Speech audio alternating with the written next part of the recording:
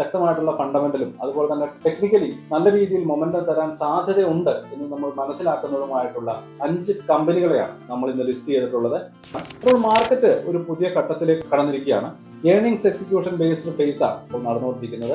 Quarter 1 റിസൾട്ടുകൾ വരുന്നതിനനുസരിച്ച് ഓരോ സ്റ്റോക്കുകളും അവയുടെ movement കാണിക്കുന്ന ഒരവസ്ഥയാണ് ഇപ്പോൾ നിലവിലുള്ളത്. ഒന്നാമത്തെ സ്റ്റോക്ക് റൂട്ട് മൊബൈൽ. അപ്പോൾ എന്തുകൊണ്ടാണ് നമ്മൾ ഈ ഒരു സ്റ്റോക്കിനെ ശ്രദ്ധിക്കേണ്ടത്? ഹലോ ഫ്രണ്ട്സ്, കഴിഞ്ഞ കുറച്ച് നാളുകളായിട്ട് ഇന്ത്യൻ ഷെയർ മാർക്കറ്റിന്റെ ഡയറക്ഷൻ പ്രെഡിക്റ്റ് ചെയ്യുക എന്നത് വളരെ ഡിഫിക്കൽട്ട് ആയിട്ടുള്ള ഒരു ടാസ്ക് ആയിട്ട് നമുക്ക് എല്ലാവർക്കും തോന്നിയിട്ടുണ്ടാവും. ഒരുപാട് പേരുടെ ക്യാപിറ്റലിന്റെ വലിയൊരു ശതമാനം മാർക്കറ്റ് തുടച്ച് നീക്കിയിട്ടുണ്ടാവും. എന്നിരുന്നാലും മാർക്കറ്റ് നന്നായിട്ട് സ്റ്റഡി ചെയ്ത് കറക്റ്റ് ആയിട്ടുള്ള സെക്ടറുകളിൽ, കറക്റ്റ് ആയിട്ടുള്ള സ്റ്റോക്കുകളിൽ ഇൻവെസ്റ്റ് ചെയ്ത ഇൻവെസ്റ്റർമാർക്ക് അതിന്റെ ബെനിഫിറ്റ് കിട്ടിയിട്ടുണ്ട്. പലപ്പോഴും ഒരു ലിക്വിഡിറ്റി റിവൺ റാലിയാണ് നമ്മൾ കണ്ടത്. അതും ഒരു സെക്ടറിൽ നിന്ന് മറ്റൊരു സെക്ടറിലേക്കുള്ള പണത്തിന്റെ കുത്തൊഴുക്കാണ് നമ്മൾ കണ്ടത്.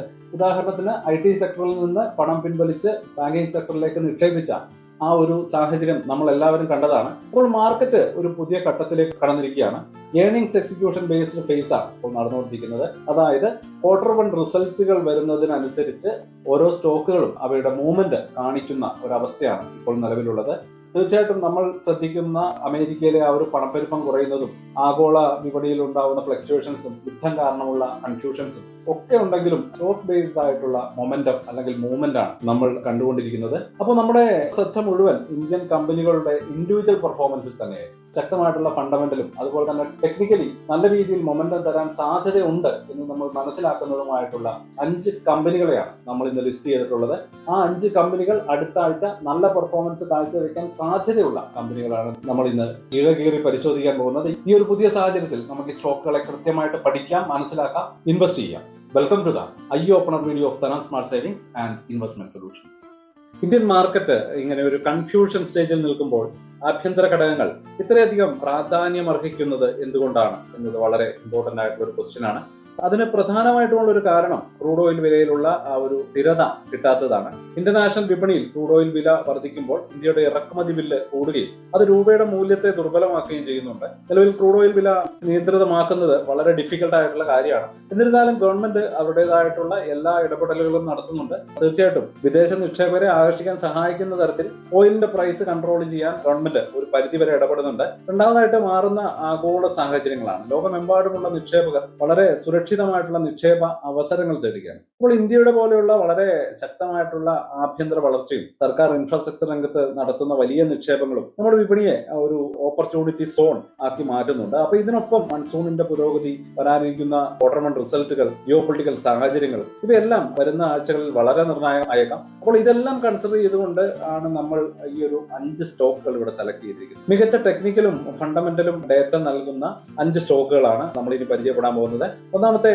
Stock root mobile. അപ്പോൾ എന്തുകൊണ്ടാണ് നമ്മൾ ഈ ഒരു സ്റ്റോക്കിനെ ശ്രദ്ധിക്കേണ്ടത്? ഫണ്ടമെന്റലി വളരെ മികച്ച ക്വാളിറ്റി ഉള്ള സ്റ്റോക്കാണ്. കമ്പനിക്ക് കടബാധ്യത ഒട്ടും തന്നെ ഇല്ല, സീറോ ഡെപ്റ്റ് ആണ്. പി റേഷ്യോ നോക്കുകയാണെങ്കിൽ 11.2 ആയതിനാൽ ഓഹരി വളരെ ന്യായമായിട്ടുള്ള മൂല്യനിർണ്ണയത്തിലാണുള്ളത്. അതുപോലെ തന്നെ ROC 17.2%, ROE 12.5%. മികച്ച ഒരു പ്രവർത്തനക്ഷമത സൂചിപ്പിക്കുന്ന നമ്പേഴ്സ് ആണ് നമ്മൾ കണ്ടത്. അതുകൂടാതെ 1.9% ഡിവിഡൻഡ് ഈൽഡും കമ്പനിക്കുണ്ട്. നിക്ഷേപകർക്ക് ഒരു പോസിറ്റീവ് ആയിട്ടുള്ള ഒരു ഘടകമായിട്ട് ഈ ഒരു ഡിവിഡൻഡ് കൂടി നമുക്ക് കണക്കാക്കാം. എന്നിരുന്നാലും ടെക്നിക്കലായിട്ട് സ്റ്റോക്കിന് ന്യൂട്രൽ പൊസിഷൻ ആണ്.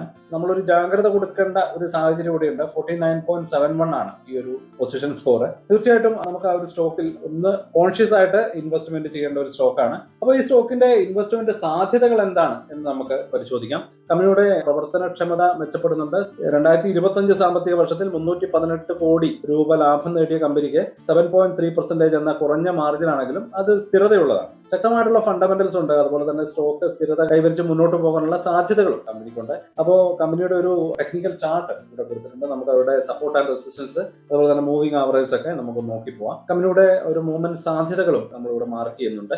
നമുക്ക് രണ്ടാമത്തെ സ്റ്റോക്കിലേക്ക് കിടക്കാം, ടാറ്റ പവർ. എന്തുകൊണ്ടാണ് നമ്മൾ ടാറ്റ പവറിനെ ഇങ്ങനെ ശ്രദ്ധിക്കേണ്ടത്? Fundamentally Tata power renewable energy, EV charging infrastructure ഇവയിലൊക്കെ വലിയ നിക്ഷേപം നടത്തുന്നുണ്ട്. ദീർഘകാല വളർച്ചയ്ക്ക് സാധ്യത നൽകുന്ന ഒരു സ്റ്റോക്ക് കൂടിയാണ്. പവർ സെക്ടറിലെ ഡിമാൻഡ് ഡിമാൻഡ് വർധനയും കമ്പനിക്ക് നല്ല അനുകൂലമായിട്ടുള്ള സാധ്യതകൾ തരുന്നുണ്ട്. ഫണ്ടമെന്റൽസ് സ്ഥിരതയുള്ളതാണെങ്കിലും പി റേഷ്യോ 31.7 ആണ്. തീർച്ചയായിട്ടും ഓഹരി താരതമ്യേന ഉയർന്ന റേറ്റിലാണുള്ളത്.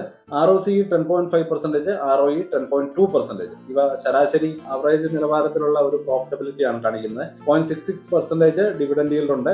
അപ്പോൾ ഈ ഒരു ഓഹരിയുടെ പ്രധാന ആകർഷണം ഡിവിഡൻഡിനേക്കാൾ ദീർഘകാലത്തിലുള്ള ഒരു വളർച്ചാ സാധ്യതകളാണ് എന്നത് ഉറപ്പായിട്ടും പറയേണ്ടതുണ്ട്. അപ്പോൾ മറ്റ് സാധ്യതകൾ എന്തൊക്കെയാണ്? സ്റ്റോക്കിൽ ഇനി മുന്നോട്ട് പോകുമ്പോൾ നമുക്കൊരു നല്ല ഓപ്പർച്യൂണിറ്റി ലഭിക്കുന്നുണ്ടോ? എങ്ങനെയാണ് നമ്മൾ ഇൻവെസ്റ്റ്മെന്റ് എന്ന നിലയിൽ ഈ ഒരു സ്റ്റോക്കിനെ കൺസിഡർ ചെയ്യേണ്ടത് എന്ന് നമുക്ക് നോക്കാം. വില കുറയുമ്പോഴും വോളിയം കൂടുന്നത് ഒരു ബുള്ളിഷ് ഡൈവേർജൻസ് എന്നൊക്കെയാണ് നമ്മൾ അതിനെ പറയുക.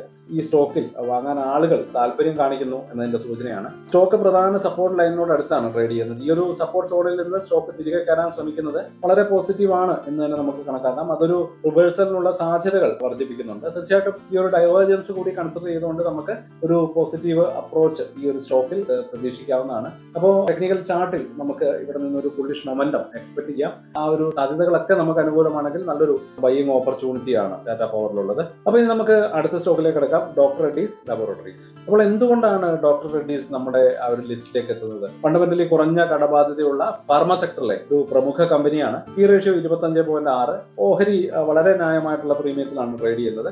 ROCE 13%, ROE 11.2%. നല്ല സ്ഥിരതയുള്ള ലാഭക്ഷമതയെ സൂചിപ്പിക്കുകയാണ്. അടുത്തിടെ കമ്പനിയുടെ ഒരു പ്രധാന പ്രോഡക്റ്റ് ആയിട്ടുള്ള സൈമാഗ്ലൂട്ടൈഡിന്റെ ചില ബാച്ചുകളിലെ ഗുണനിലവാര പ്രശ്നങ്ങളും അതുപോലെ തന്നെ ആ ഒരു ഡിസ്ട്രിബ്യൂഷനിലെ കാലതാമസവും കാരണം സ്റ്റോക്കിന്റെ വിലയിൽ ഏകദേശം 10% ഒരു ഡൗൺ മൂവ്മെന്റ് കാണാൻ കഴിഞ്ഞിരുന്നു. അപ്പോൾ ആ ഒരു സാഹചര്യങ്ങളൊക്കെ കൊണ്ട് തന്നെ എന്തൊക്കെ സാധ്യതകളാണ് ഈ സ്റ്റോക്കിലുള്ളത് എന്ന് കൂടി നമുക്ക് മനസ്സിലാക്കേണ്ടതുണ്ട്. ഈ വിലക്കുറവ് ഒരുപക്ഷെ നമുക്ക് വാങ്ങാനുള്ള നല്ല ഒരു അവസരമായിട്ട് നമ്മൾ കണക്കാക്കണം. ശക്തമായിട്ടുള്ള ഒരു കമ്പനിയുടെ ഓഹരി മോശം വാർത്തകളെ തുടർന്ന് വില കുറയുമ്പോൾ ലോങ് ടേം നിക്ഷേപകർക്ക് അതൊരു നല്ല ബൈയിങ് ഓപ്പർച്യൂണിറ്റി ആയിട്ട് കണക്കാക്കേണ്ടതുണ്ട്. കമ്പനി ഈ ഒരു പ്രശ്നം പരിഹരിക്കുമെന്ന് തന്നെയാണ് നമ്മൾ പ്രതീക്ഷിക്കുന്നത്. ഇപ്പോഴത്തെ വിലക്കുറവ് ഒരു എൻട്രി പോയിന്റ് ആയിട്ട് കണക്കാക്കി നല്ല ഒരു അക്യുമുലേഷൻ ഓപ്പർച്യൂണിറ്റി ആയിട്ട് നമുക്ക് കണക്കാക്കാം. തീർച്ചയായിട്ടും നമുക്ക് ഈ ഒരു ചാർട്ട് കൂടി ഒന്ന് പരിശോധിച്ചു പോകാം. ഈ ഒരു ബൈയിങ് ഓപ്പർച്യൂണിറ്റി നമുക്കൊരു എക്സ്പെക്ടേഷൻ തരുന്നുണ്ട്. തിരിച്ചു കയറാനും അതുപോലെ നല്ല രീതിയിലുള്ള ഒരു പ്രോഫിറ്റബിലിറ്റി തരാനും ഈ ഒരു ലെവൽ നമ്മളെ സഹായിക്കും എന്ന് തന്നെ കരുതാം. അപ്പോൾ അതുകൊണ്ട് തന്നെ ഡോക്ടർ റെഡ്ഡീസ് ലബോറട്ടറീസ് നമ്മുടെ വാച്ച് ലിസ്റ്റിലെ വളരെ പ്രോമിസിംഗ് ആയിട്ടുള്ള ഒരു സ്റ്റോക്കാണ്. നമുക്ക് നാലാമത്തെ സ്റ്റോക്കിലേക്ക് കിടക്കാം, ഭാരതി എയർടെൽ. ഫണ്ടമെന്റലി കമ്പനിയുടെ ആവറേജ് റവന്യൂ പെർ യൂസർ വർദ്ധിക്കുന്നതും അതുപോലെ തന്നെ 5G നെറ്റ്വർക്കിൽ കൂടുതൽ ബയേഴ്സിനെ നേടുന്നതും വളരെ ശക്തമായിട്ടുള്ള വളർച്ചാ സൂചനയാണ് നൽകുന്നത്. അനലിസ്റ്റുകൾ ഈ ഒരു സ്റ്റോക്കിന് പോസിറ്റീവ് റേറ്റിംഗ് നൽകുകയാണ്. ഫണ്ടമെന്റൽസ് വളരെ ശക്തമാണ്. ROCE 17.6, ROE 20.3%. തീർച്ചയായിട്ടും മികച്ച ലാഭക്ഷമതയാണ് നമുക്ക് കാണാൻ കഴിയുന്നത്. പി റേഷ്യോ 45 ആണ്. കുറച്ച് ഉയർന്ന മൂല്യനിർണ്ണയമാണ് നമുക്കിവിടെ കാണാൻ കഴിയുന്നത്. എന്നിരുന്നാലും 1.25% ഡിവിഡൻഡ് yield ലഭിക്കുന്നതിനാൽ നമുക്ക് ആ ഒരു ഏരിയയിലും ഒന്ന് കോംപ്രമൈസ് ചെയ്യാൻ പറ്റും. പിന്നെ മറ്റൊരു കാര്യം നോക്കാം, ദീർഘകാല വളർച്ചയും ശക്തമായിട്ടുള്ള ടെലികോം ബിസിനസ്സുമാണ് ഈ ഓഹരിയുടെ ഒരു പ്രധാന ആകർഷണം എന്ന് പറയുന്നത്. ടെക്നിക്കലായിട്ട് നോക്കുകയാണെങ്കിൽ കഴിഞ്ഞ കുറച്ച് മാസങ്ങളായിട്ട് നല്ലൊരു കൺസോൾട്ടേഷൻ ആണ് ഈ ഒരു ഏരിയയിൽ നമ്മൾ കണ്ടത്. അപ്പോൾ ഈ സ്റ്റോക്ക് അതിന്റെ ഈ പ്രധാന ഒരു സപ്പോർട്ട് ലെവലിൽ നിന്ന് ഒരു റീബൗണ്ട് കാണിക്കുകയും ചെയ്തിട്ടുണ്ട്. അല്ലെങ്കിൽ സ്റ്റോക്ക് അതിന്റെ ഒരു പ്രധാന മൂവിംഗ് ആവറേജുകൾക്ക് മുകളിൽ ട്രേഡ് ചെയ്യുന്നുണ്ട്. അപ്പോൾ ഇതൊക്കെ ടെക്നിക്കലി നമ്മൾ നോക്കുമ്പോൾ ഒരു ബുള്ളിഷ് സിഗ്നൽ ഈ ഒരു ഏരിയയിൽ നമുക്ക് ലഭിക്കുന്നു. മറ്റ് സാധ്യതകൾ നമുക്ക് നോക്കാം. റീബൗണ്ട് അടുത്ത ഒരു അപ് ട്രെൻഡിന് വേണ്ടിയിട്ടുള്ള ഒരു ബേസ് ഫോർമേഷൻ ആയിട്ട് നമുക്ക് കണക്കാക്കാം. കമ്പനിയുടെ കടം കൂടുതലാണെങ്കിലും ഉയർന്ന മാർജിനുകൾ ഈ ഒരു ആശങ്കയെ മറികടക്കുന്നു എന്ന് തന്നെ വേണം കരുതാം. നിലവിലെ ലെവലിൽ നിന്ന് സ്റ്റോക്ക് പുതിയൊരു മുന്നേറ്റം ആരംഭിക്കാൻ തയ്യാറെടുക്കുന്നതിന്റെ സൂചനകളായിട്ട് നമുക്കിതിനെ കണക്കാക്കാം. തീർച്ചയായിട്ടും വളരെ നല്ല ഒരു പോസിറ്റീവ് സാധ്യതകളാണ് നമുക്ക് ഭാരതി എയർടെല്ലിലുള്ളത്. നല്ലൊരു സ്റ്റോക്കാണ്, നമുക്ക് നമ്മുടെ വാച്ച് ലിസ്റ്റിലേക്ക് ആഡ് ചെയ്യാൻ പറ്റും. തീർച്ചയായിട്ടും ഈ സ്റ്റോക്ക് നമുക്ക് കൺസിഡർ ചെയ്യാവുന്നതാണ്. അടുത്തായിട്ട് HDFC ബാങ്ക്. എന്തുകൊണ്ടാണ് HDFC ബാങ്കിനെ നമ്മൾ ഇനി ശ്രദ്ധിക്കണം എന്ന് പറയുന്നത്? ഫണ്ടമെന്റലി ഇന്ത്യയുടെ ഏറ്റവും വലിയ സ്വകാര്യ ബാങ്കാണ്. ശക്തമായിട്ടുള്ള ബാലൻസ് ഷീറ്റ്, കുറഞ്ഞ കിട്ടാക്കടം, പി റേഷ്യോ 16.6, അതുപോലെ തന്നെ ROE 13.6 ഇവയൊക്കെ മികച്ച ലാഭക്ഷമതയെ സൂചിപ്പിക്കുന്നുണ്ട്. അതുപോലെ തന്നെ 1.59% ഡിവിഡൻഡ് yield ഉണ്ട്. നിക്ഷേപകർക്ക് ഒരു അഡീഷണൽ ബെനിഫിറ്റ് നൽകാൻ ഈ ഒരു ഡിവിഡൻഡ് yield കൊണ്ട് സാധിക്കുന്നു. മെർജറിന് ശേഷമുള്ള മികച്ച പ്രകടനം വിപണി പ്രതീക്ഷിക്കുന്നുണ്ട്. ടെക്നിക്കലായിട്ട് ബാങ്കിംഗ് സെക്ടറിലെ ഈ ഒരു നമ്പർ 1 സ്റ്റോക്ക് മുമ്പുണ്ടായ ഇടിവുകളിൽ നിന്ന് വളരെ വേഗത്തിലുള്ള ഒരു റിക്കവറി, ഒരു ഫാസ്റ്റ് റീട്രേസ്മെന്റ് സ്റ്റോക്കിന്റെ ഉള്ളിലുള്ള ശക്തിയാണ് കാണിക്കുന്നത്. മറ്റ് സാധ്യതകൾ എന്തൊക്കെയാണ്? എന്തുകൊണ്ട് ഈ സ്റ്റോക്ക് മുകളിലേക്ക് വരാൻ സാധ്യതയുണ്ട് എന്ന് നമ്മൾ പ്രതീക്ഷിക്കണം എന്ന ഒരു അനാലിസിസിലേക്ക് നമുക്ക് പോകാം. സ്റ്റോക്ക് അതിന്റെ റെസിസ്റ്റൻസ് ലെവലായിട്ടുള്ള 814 ബ്രേക്ക് ചെയ്ത് മുകളിലേക്ക് പോകുന്നത് കൂടുതൽ ഒരു മുന്നേറ്റത്തിന് വഴിവെച്ചേക്കാം. അതുപോലെ തന്നെ ബാങ്കിംഗ് സെക്ടറിലെ വളരെ സ്ഥിരതയാർന്നിട്ടുള്ള പ്രകടനവും നല്ലൊരു സിഗ്നലാണ് നൽകുന്നത്. അപ്പോൾ ഈ വളരെ വേഗത്തിലുള്ള റിക്കവറി ന്യൂ ഇൻവെസ്റ്റേഴ്സിന് ഒരു നല്ല എൻട്രി സിഗ്നലാണ് നൽകുന്നത്. തീർച്ചയായിട്ടും റിസ്ക് മാനേജ്മെന്റ് അതുപോലെ തന്നെ സൈക്കോളജി ഇവയൊക്കെ നമ്മൾ നല്ല രീതിയിൽ ശ്രദ്ധിക്കേണ്ടതുണ്ട്. അത് ഈ ഒരു സ്റ്റോക്കിന് മാത്രമല്ല എല്ലാ സ്റ്റോക്കിനും ബാധകമായിട്ടുള്ള ഒരു കാര്യമാണ്. മാർക്കറ്റിൽ അവസരങ്ങൾ ഉള്ളതുപോലെ തന്നെ നഷ്ടസാധ്യതകൾ സ്റ്റോക്കുകളുണ്ട്. മിഡ് ക്യാപ് സ്റ്റോക്കുകളിൽ പ്രത്യേകിച്ചും ആ ഒരു ഫ്ലക്ച്വേഷൻ കൂടുതലായിരിക്കും. അതുകൊണ്ട് തന്നെ തീർച്ചയായിട്ടും സ്ട്രിക്റ്റ് ആയിട്ടുള്ള ഒരു സ്റ്റോപ്പ് ലോസ് നിങ്ങൾ എപ്പോഴും എല്ലാ ട്രേഡിനും വെക്കേണ്ടതുണ്ട്.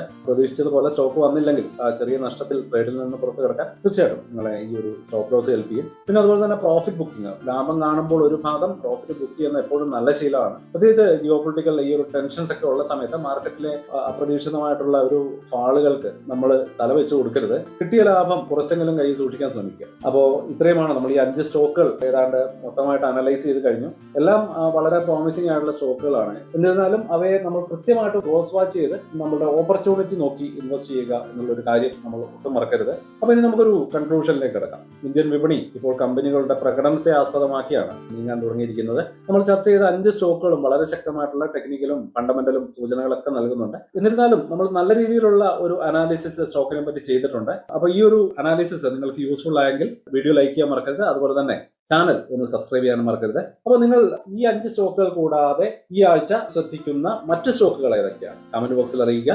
അപ്പോൾ ഇനിയും ഇതുപോലെയുള്ള വളരെ ഇൻട്രസ്റ്റിംഗ് ആയിട്ടുള്ള അനാലിസിസുകൾക്കായിട്ട് ചാനൽ സബ്സ്ക്രൈബ് ചെയ്യാൻ മറക്കരുത്. അപ്പോൾ പുതിയ വീഡിയോയിൽ കാണാം. അതുവരേക്കും ഹാപ്പി ഇൻവെസ്റ്റ്. സ്റ്റോക്ക് മാർക്കറ്റിലെ ന്യൂസുകളെയും അതുപോലെ തന്നെ അപ്ഡേറ്റുകളെയും ഉൾക്കൊള്ളിച്ചുകൊണ്ടുള്ള ഒരു ഫേസ്ബുക്ക് ഗ്രൂപ്പ് നമുക്കുണ്ട്. ആ ഒരു ഗ്രൂപ്പിന്റെ ലിങ്ക് ഈ വീഡിയോയുടെ ഡിസ്ക്രിപ്ഷനിൽ കൊടുക്കുന്നുണ്ട്. താല്പര്യമുള്ളവർക്ക് ആ ലിങ്കിൽ ക്ലിക്ക് ചെയ്തുകൊണ്ട് ഗ്രൂപ്പിൽ ജോയിൻ ചെയ്യാം. ഏറ്റവും ലേറ്റസ്റ്റ് ആയിട്ടുള്ള ന്യൂസുകൾ നമ്മൾ അതിൽ അപ്ഡേറ്റ് ചെയ്യുന്നുണ്ട്. വളരെ ഇൻഫോർമേറ്റീവ് ആയിരിക്കും. അപ്പോൾ ഇത്രയുമാണ് ഇന്നത്തെ വീഡിയോയിൽ ഉൾപ്പെടുത്തിയിരിക്കുന്നത്. പുതിയ ന്യൂസുകളുമായിട്ട് നാളെ വീണ്ടും വരാം. ബൈ.